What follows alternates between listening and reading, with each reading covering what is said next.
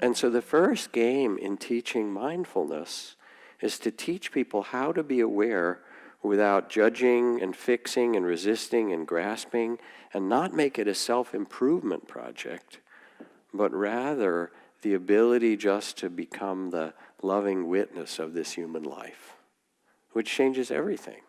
Because usually we're trying to fix it.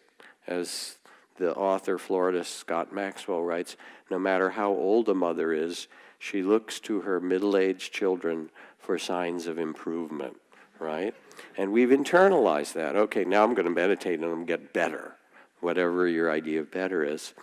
And the game with mindfulness and the kind of fundamental or loving awareness training is to be spacious and gracious with what's actually true in your human life.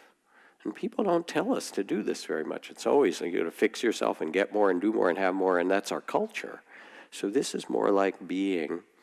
And we use images of sitting like a mountain with all the weather changes, or resting like a butterfly on a flower, not changing the flower, but there, and beginning to sense the breath, your life breath, as it comes in and out, as a way to connect the body and mind. And in doing so, the breath becomes a kind of a mirror. Mullah Nasruddin, the Sufi holy man and sage from the Middle East, went into the bank to cash a check one day, and they said, "Could you please identify yourself?" So he reached in his pocket, pulled out a small mirror, and said, "Yep, that's me, all right."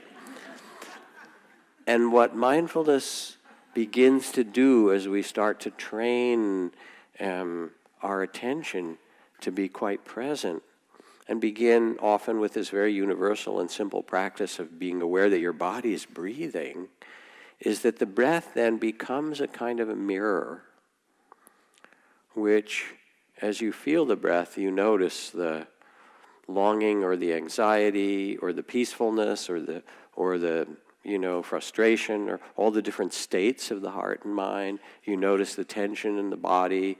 You begin to notice what's actually going on in a way that we often don't pay attention to. And without being aware, it's not possible to really live in a free way. We're otherwise just in kind of reaction to what's coming. And sometimes in working with the breath, there will be some phrases or words that are invited. You can say to yourself softly, calm or centered or ease with each breath, a kind of invitation to quiet the mind somewhat. And as you sit, even at the beginning, you'll feel the body, pains and tensions, they show themselves. And we carry those in our physical body, trauma and so forth, it's all here. Or you'll notice the moods you have. You start to sense the unfinished business of the heart.